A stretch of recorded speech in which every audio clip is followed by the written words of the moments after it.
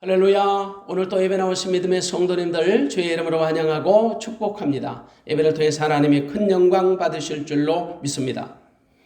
조금 전에 읽었던 하나님 말씀 고린도전서 4장 14절에서 21절 말씀 가지고 저는 그리스도인의 영향력이라는 말씀을 전하려고 합니다. 여러분, 세상에는 크게 세 종류의 사람이 있습니다. 꼭 있어야 할 사람이 있고요. 있으나만 한 사람도 있습니다. 어쩌면 차라리 있어서는 안 될 사람도 있지요. 그 기준이 뭘까요? 그 기준은 각 사람이 자기가 처한 곳에서 미치는 어떤 존재감 혹은 영향력입니다. 각 사람이 미치는 영향력에 따라서 존재 가치가 결정되는 거예요. 영향력이 뭘까요? 사람이나 환경이 미치는 어떤 절대적인 힘을 의미합니다. 그런데 이 영향력은 다른 사람의 마음에 나를 심는 거예요. 영향력이 육신의 눈으로는 잘 보이지 않지만 그 파워가 미치는 힘이 대단하죠. 사실 이 땅에 존재하는 모든 것은 어떤 식으로든지 영향을 받기도 하고 주기도 합니다. 식물도 동물도 사물도 마찬가지. 그 영향력에도 선한 영향력이 있고 악한 영향력이 있습니다. 어떤 사람은 선한 영향력을 끼치고 살고 어떤 사람은 악한 영향력을 끼치며 살지요. 그렇지만 그리스도인은 반드시 선한 영향력을 끼치고 살아야 합니다. 언제 어디서나 믿음의 선한 영향력, 복음의 선한 영향력을 끼치고 살아야 해요. 그건 가정이든지 교회든지 지역이나 사회 어떤 곳이든지 믿음의 선한 영향력을 끼치고 살아야 합니다. 심지어 우리 하나님께도 우리가 선한 영향력을 끼쳐 드려야 합니다. 당연히 사람들에게 믿음의 선한 영향력을 끼치고 살아야죠. 그래서 믿는 자의 삶이 중요한 겁니다. 말에나 일에나 선한 영향력을 끼치고 살아야 하니까. 단순히 우리가 그리스도에 대한 자부심 하나만 가지고 살지 말고 너와 나 우리 모두에게 믿음의 선한 영향력을 끼치는 성도가 되어야 할 줄로 믿습니다. 왜냐? 누군가 나의 한마디 말 때문에 돌이킬 수 없는 상처를 입기도 하고 큰 위로를 받기도 합니다.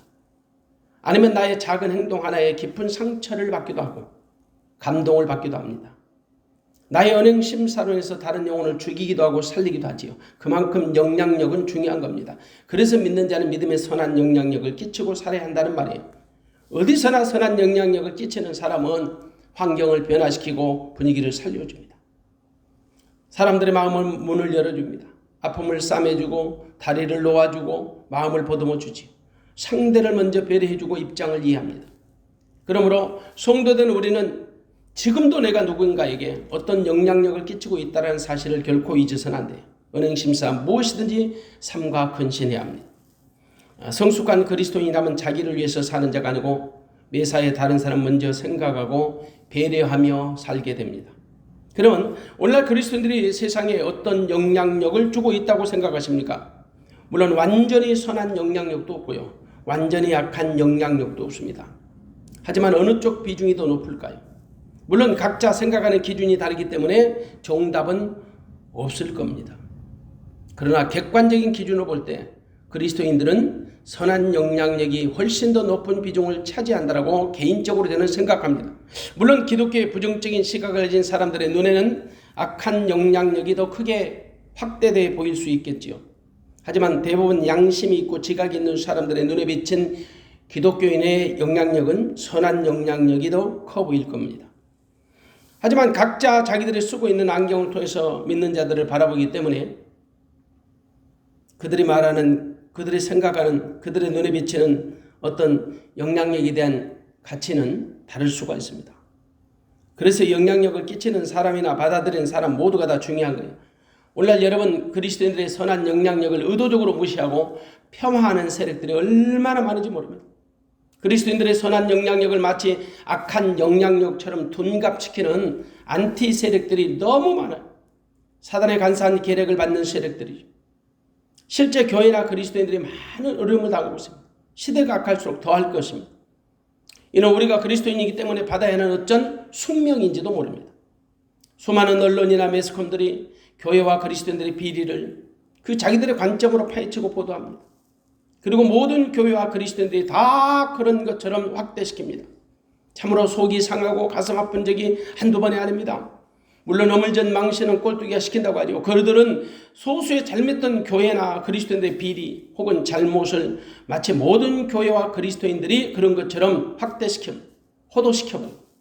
이것이 바로 우리 시대의 고질적 병폐, 집단 이기주의 병폐. 그들은 아예 결론부터 내리고 비판합니다. 안 됩니다, 여러분.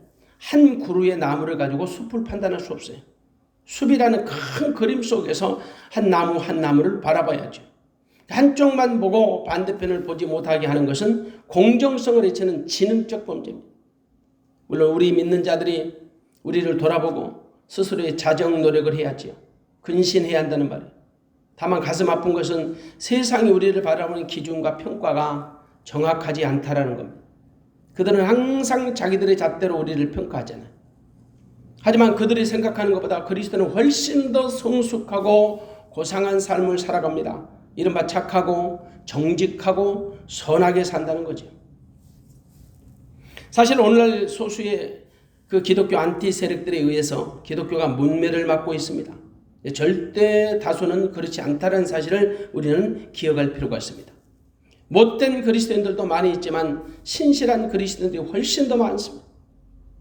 기독교인들이 세상을 돕고 섬기는 일에 훨씬 더 적극적이고 활동적이에요. 절대 다수의 그리스도인들은 성경의 가르침에 따라서 이름 없이 빛도 없이 선행하며 살아갑니다.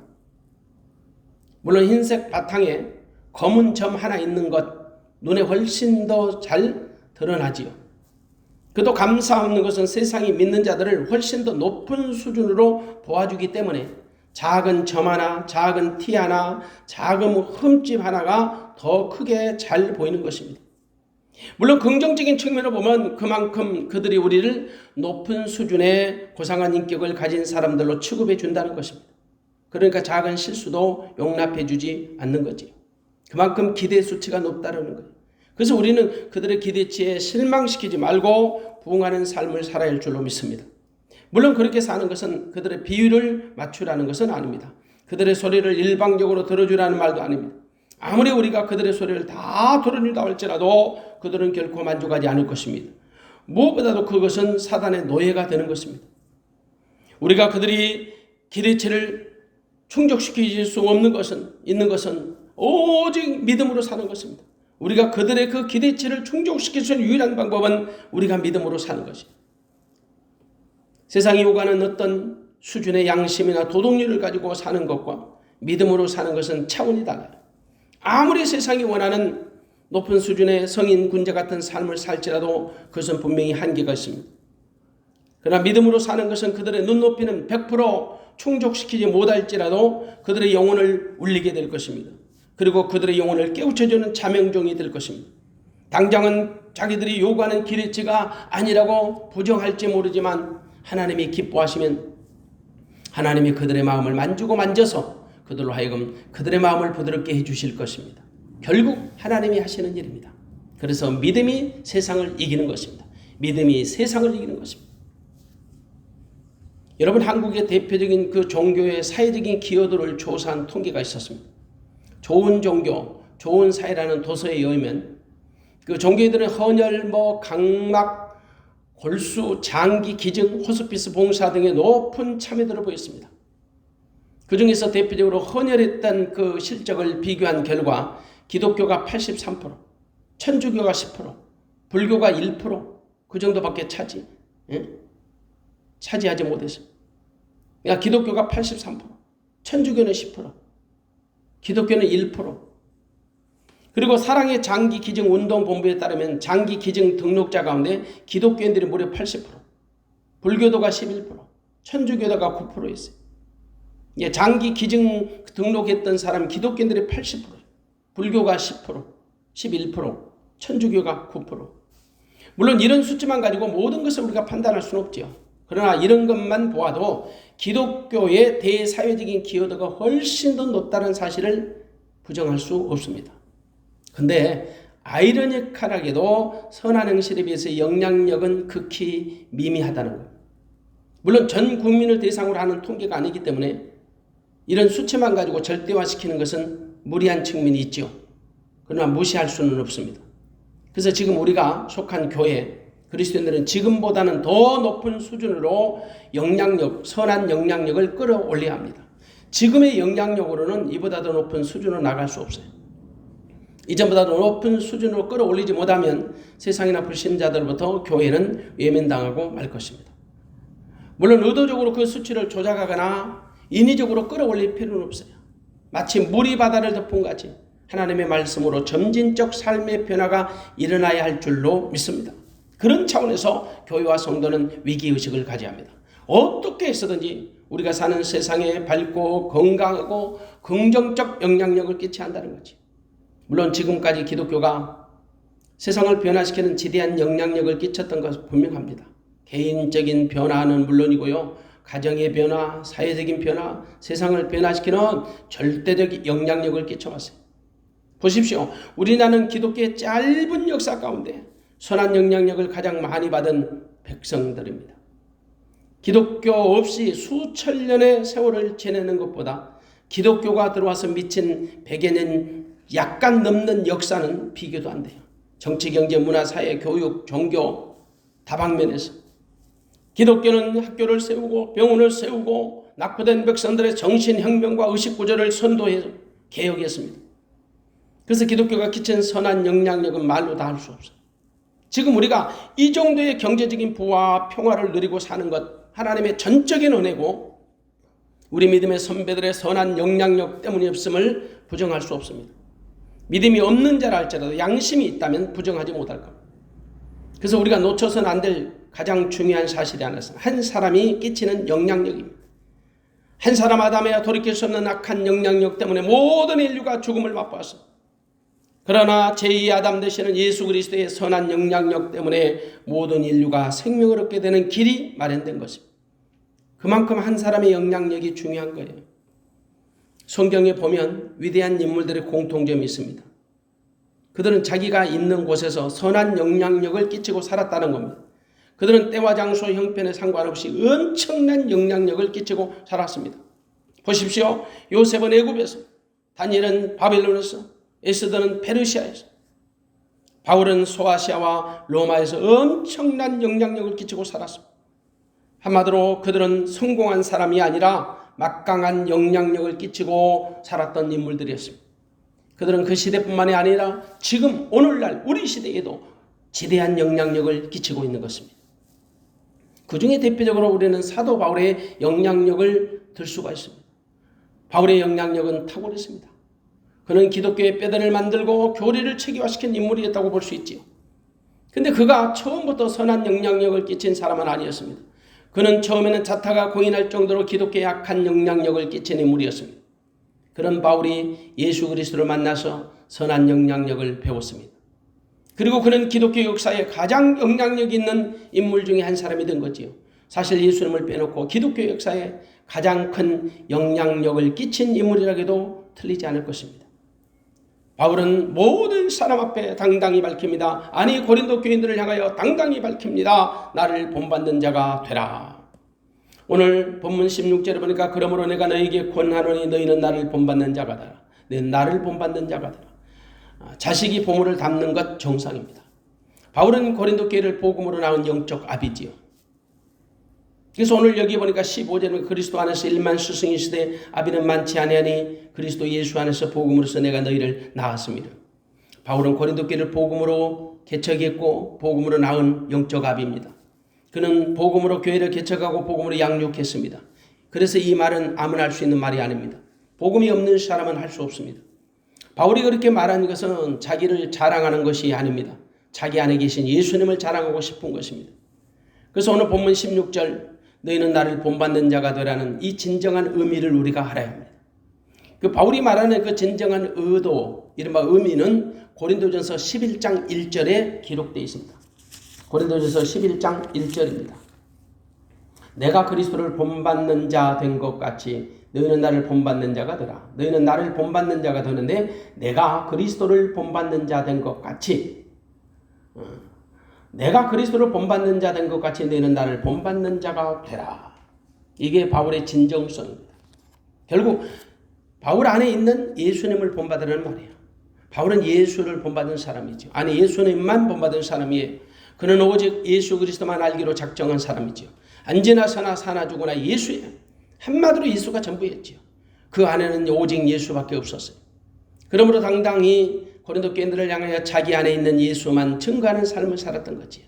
그러기에 확신을 가지고 외치는 겁니다. 너희는 나를 본받는 자가 되라. 결국 자기 안에 계시는 예수님을 본받으란 말이죠. 왜? 그가 예수 그리스도 안에 사셨기 때문이죠. 또 예수님이 바울 안에 사셨기 때문이죠. 여러분, 그리스도인의 영향력은 어디서 나올까요? 말에 있는 것이 아닙니다. 돈에, 명예, 학벌에서 나오지 않습니다. 내 안에 계시는 그리스도로부터 나오는 것입니다. 그리스도의 거룩함으로부터 나오는 거예요. 내 안에 거하시는 주님으로부터 우리가 풍성해질 때 당당히 선포할 수 있습니다. 너희는 나를 본받는 자가 되라. 감히 누가 본문의 바울처럼 우리 가운데 나를 본받는 자가 되라고 자신 있게 외칠 수 있을까요? 혹시라도 나를 본받는 자가 될까 봐서 두렵지 않을까요? 저는 이 말씀에 자신이 없습니다. 그렇다면 우리가 세상이나 다른 사람들 앞에 영향력 있는 그리스도로 살아가는 방법은 어떤 것일까? 첫 번째, 말에 영향력이 있어야 합니다. 말에 영향력을 끼쳐야 합니다. 그리스도는 가장 먼저 말에 영향력이 있어야 해요. 사람이 살면서 가장 많은 영향력을 주고받는 것이 말입니다. 그래서 종교개혁자 위클리프라는 사람은 혀는 뼈가 없지만 뼈를 부서뜨릴 수 있다. 혀는 뼈가 없지만 뼈를 부서뜨릴 수 있다. 그만큼 말의 위력이 대단하다는 거죠. 한마디로 말 때문에 사람이 죽기도 하고 살기도 해요. 말에는 상상할 수 없는 영향이 있어요. 세상에서 가장 무서운 것이 말이에요. 한마디로 말은 독약이 되기도 하고 양약이 되기도 합니다. 그런데 사람들은 이렇게 무서운 말의 위력을 실감하지 못합니다. 6.25 때 피난 가던 사람들의 그 대부분은 나름대로 한마디씩 하고 떠났답니다. 그런데 말하는 사람들 가운데 죽더라도 피난 가다가 죽어야지라고 말하는 사람들이 피난 가서 꼭 살아야지라고 말하는 사람들보다 훨씬 더 많이 죽더라는 거죠. 그래서 말은 칼보다 무서운 거예요. 말은 세상 어떤 것보다 무섭습니다. 여러분 보시오. 말에 관한 말들도 많고 말에 관한 책들도 많아요. 사람들은 말합니다. 발 없는 말이 천리 간다고. 말에도 씨가 있다고. 말에도 귀가 있다고. 성경도 잠언 18장에 보면 죽고 사는 것이 혀의 권세에 달렸나니 혀를 쓰기를 좋아하는 자는 그 열매를 먹으리라. 그렇게 말씀해요. 그래서 그리스도인은 말을 잘해야 합니다. 그리스도인들은 말만 잘해도 믿음 생활을 잘할 수 있어요. 어쩌면 그리스도인들이 저지르는 대부분의 죄악은 주로 말을 통해서 짓는 죄일 겁니다. 말로 사람에게 돌이켜서는 상처를 주고 고통을 주지요. 사람을 피곤하게 해요. 그래서 말만 잘해도 받은 은혜를 잘 보존할 수 있는 거예요. 사실 대부분의 그리스도인들은 말로 받은 은혜를 다 까먹어버려요. 소멸시켜버리죠. 정말 어렵게 받은 은혜를 한순간에 잘못된 말로 인해서 다 까먹어버려요. 그래서 성도는 말을 잘할 줄 알아요. 입술을 잘 지켜야 한단 말이죠. 무엇보다도 성도가 사용하는 말에는 권위가 있거든요. 선한 영향력이 있는 거예요. 무엇보다도 진실한 언어를 써야 합니다. 말이 정직해야 해요. 일구이연하면 안 돼요. 책임질 수 있는 말만 써야 해요. 말의 신뢰를 잃어버리면 모든 것을 다 잃어버린 겁니다. 그래서 말이 신뢰를 잃으면 만사를 다 잃어버린 거예요. 나중에 아무리 진실을 말해도 들어주지 않아요. 무슨 말을 해도 믿어주지 않아요. 콩으로 메주를 쓴다 해도 믿지 못해요. 그래서 말이 중요한 거예요. 말에는 인격이 들어있거든요. 여러분, 그리스도인들의 말은 일관성이 있어야 합니다. 100번을 말해도 똑같아요. 그런 말은 파워가 있어요. 왜? 진실이 주는 힘이에요. 진실은 우리에게 자신감을 주고 권세가 있어요. 그러니까 선한 영향력을 주기 때문이죠. 정말 우리는 말에 정직해야 합니다. 죽이는 언어가 아니라 살리는 언어를 써야 해요. 그런데 모든 말이 살리는 말이 아니거든요. 죽이는 말도 많아요. 물론 살리는 말도 많고요. 성도는 반드시 살리는 언어를 써야 합니다. 살리는 언어는 긍정적이고 적극적이고 생산적이에요. 살리는 언어를 생명 언어라고 말합니다. 이 생명 언어는 예수님이 쓰시는 언어예요. 그래서 예수님의 언어는 믿음의 언어, 생명의 언어, 영향력이 있는 언어가 되지요. 오늘날 성도가 세상으로부터 존경을 받지 못하는 이유 가운데 하나가 믿음의 언어를 안 쓴다는 거예요. 믿음의 언어는 세상 사람들이 통상적으로 쓰는 언어와는 좀 다릅니다. 사람을 살리는 언어, 고치는 언어, 축복하는 언어거든요. 그런데 요즘 그리스도인들이 자주 사용하는 언어는 세상 언어와 크게 구분이 안 돼요. 세상이 죽겠다고 탄식할 때 우리도 덩달아서 죽겠다고 불평을 합니다. 세상이 안 된다고 불평할 때 우리도 덩달아서 불평하죠. 세상이 저주할 때 우리도 덩달아서 저주합니다. 구분이 안 돼요. 그래도 전에는 세상 사람들이 믿는 자들에게 나름대로 신뢰를 보내줬어요. 최소한 믿는 자들은 자기들처럼 거짓말을 안 하는 줄 알았어요. 그러나 이제는 자기들보다 나을 것이 없다고 생각합니다. 더하면 더했지 덜고 덜하지 않다는 거지. 그래서 그들이 실망했어요. 그래서 우리는 어느 순간 그들의 눈에 비친 양치기 소년이 되어버리고 만 거예요. 이제 그들은 더 이상 우리를 예전에 우리 믿음의 선배들 같은 수준으로 여겨주지 않습니다. 오히려 그들은 우리보다 예수쟁이들은 입만 달고 다닌다고 비난합니다. 왜? 말하는 것과 행동하는 게 달라요. 언행심사가 일치하지 않다는 거예요. 참 비극적인 얘기죠. 그런데 여러분 솔직히 우리가 부정할 수 있을까요? 인정합니다. 그들이 생각하는 것 이상으로 기독교인들이 말과 행실이 달라요. 사실 오늘날 그리스도인들이 거짓말을 너무 쉽게 너무 자연스럽게 한다는 거예요. 다른 사람을 생각하지 말고 자기 자신을 돌아보면 우리가 짐작이 됩니다. 믿음이 있다고 말하면서도 공수표를 남발하고 너무 쉽게 씁니다. 심지어 공갈과 사기도 칩니다. 불신자들이 우리 보고 뭘 배우고 있습니까? 우리가 그들에게 무슨 영향력을 끼치고 있습니까? 결코 자신들보다 나을 것이 없다라고 그들은 생각하는 거예요. 그래서 이제 우리는 신뢰를 잃어버린 말을 회복할 줄 알아야 합니다. 그것은 바로 정직한 언어를 쓰는 것입니다. 내가 뱉은 말에 무한 책임을 지는 것입니다. 베드로전서 4장 11절의 말씀입니다. 만일 누가 말하려면 하나님의 말씀을 하는 것 같이 하야. 만일 누가 말하려면 하나님의 말씀을 하는 것 같이. 우리는 잃어버린 말에 대한 영향력을 회복해야 합니다. 성도는 항상 무슨 말을 하든지 생각해보고 또 생각해보며 영양가 없는 말은 입 밖에도 꺼내지 말아야 합니다. 그런 차원에서는 삼고초려라는 말을 염두에 줄 필요가 있습니다. 상당히 많은 성도들이 상처를 받는 이유 중에 하나가 무의미하게 뱉어버리는 말 때문이에요. 물론 불신자들이 믿는 자들을 불신하는 가장 큰 이유 중에 하나도 말에 있습니다. 말 때문에 그들이 실망하는 거예요. 말 가지고 그들이 고통을 호소하는 겁니다. 그 다음에 우리가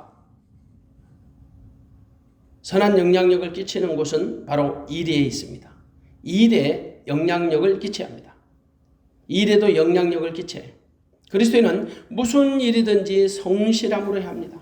눈 가리고 아웅하면 안 돼요. 누가 보든지 안 보든지 항상 성실한 마음으로 해야 해요.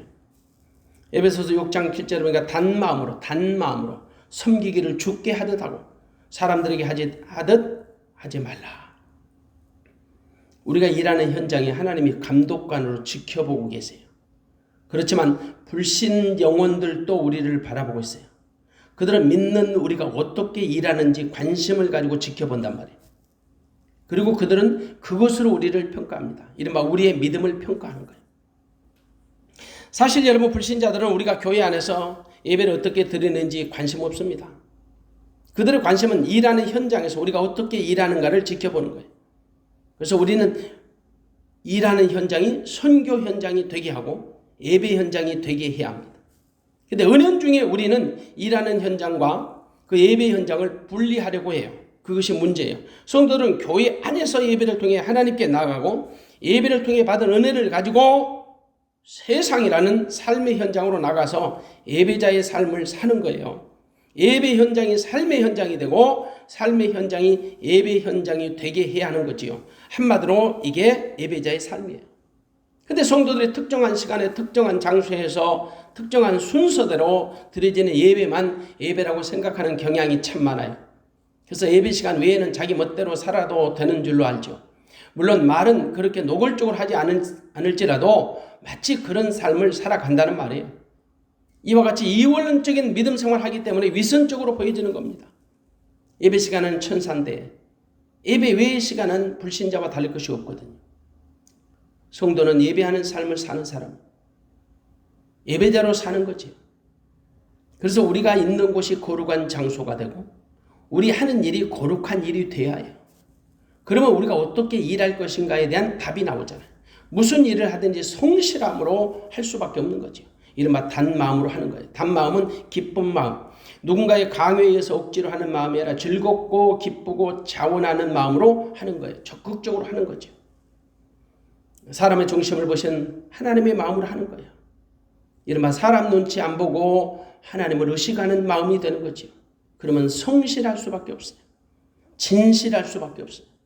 당연히 그는 이를 통해서 선한 영향력을 끼칠 수밖에 없는 거죠.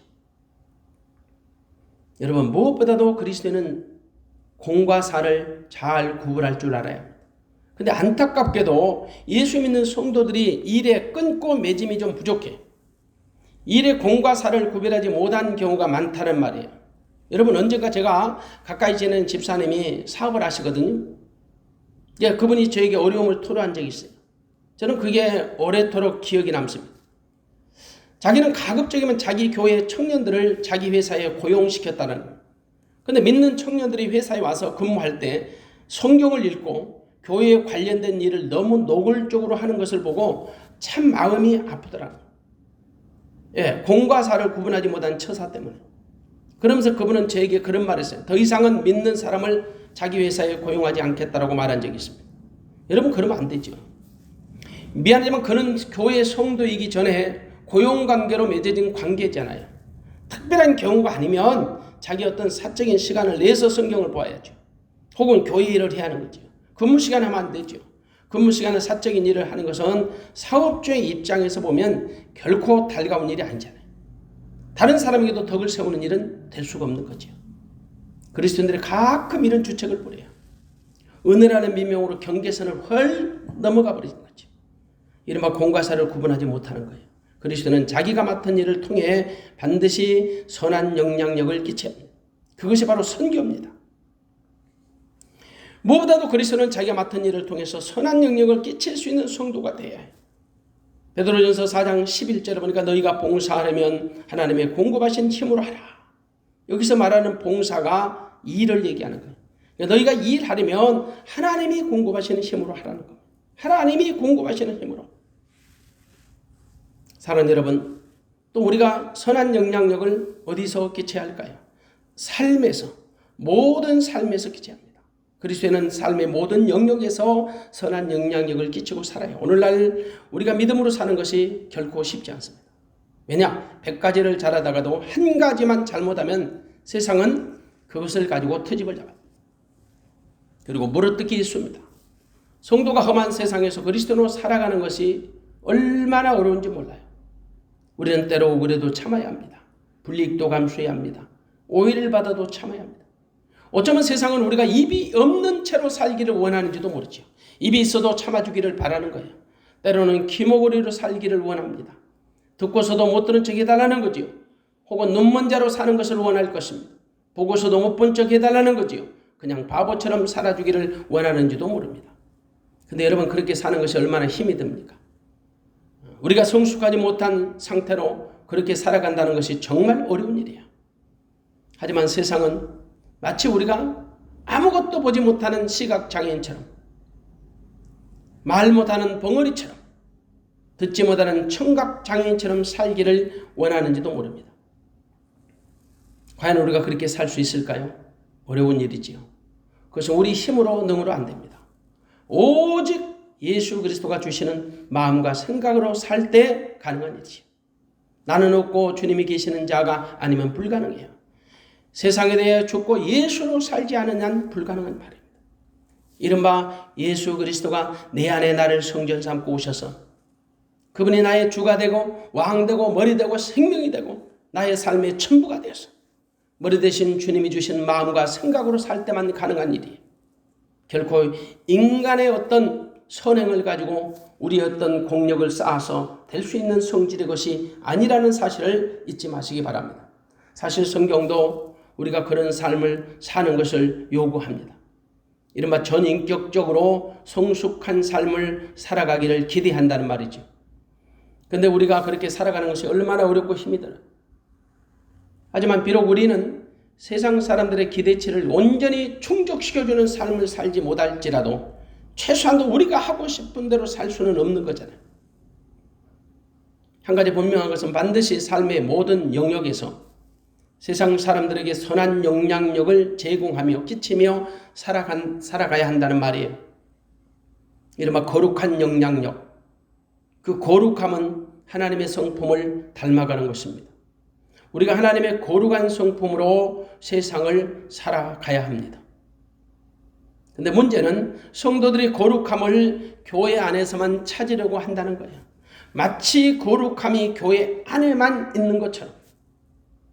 그래서 교회 안에서만 거룩한 척을 하는 거죠.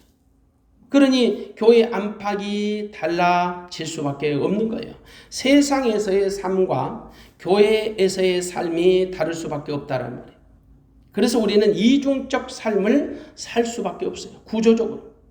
이것이 바로 성도를 병들게 하는 것입니다. 진정한 거룩은 어두운 세상을 비추는 빛입니다. 썩어져가는 세상을 정화시키는 소금입니다. 세상을 변화시키는 능력이 선한 영향력이에요. 그 선한 영향력은 거룩함에서 나옵니다. 그래서 로마서 12장 2절 말씀, 너희는 이 세대를 본받지 말고 오직 마음을 새롭게 함으로 변화를 받아 하나님의 선하시고 기뻐하시고 온전하신 뜻이 무엇인지 분별하도록 하라. 우리의 잘못된 말 한마디로 우리 주님이 욕을 받으시고 우리의 잘못된 행실 하나로 우리 주님의 영광이 가려진다는 사실을 결코 잊지 마시기 바랍니다. 지금까지 나는 교회와 세상 앞에 어떤 영향력이 있는 존재로 살았는지를 생각해 보십시오. 비교적 선한 영향력을 제공하고 살았다고 자부하십니까? 아니면 악한 영향력을 끼치고 살았다고 생각하십니까? 이 시간 조용히 내 자신을 돌이켜 돌아보고 하나님과 교회 앞에 선한 영향력을 끼치는 믿음의 성도로 거듭나시기를 주님의 이름으로 축원합니다. 또한 세상 앞에서도 그리스도의 선한 양심을 가지고 선한 영향력을 끼치는 믿음의 선한 거룩한 성도가 되어지시기를 주님의 이름으로 축원합니다. 기도하겠습니다.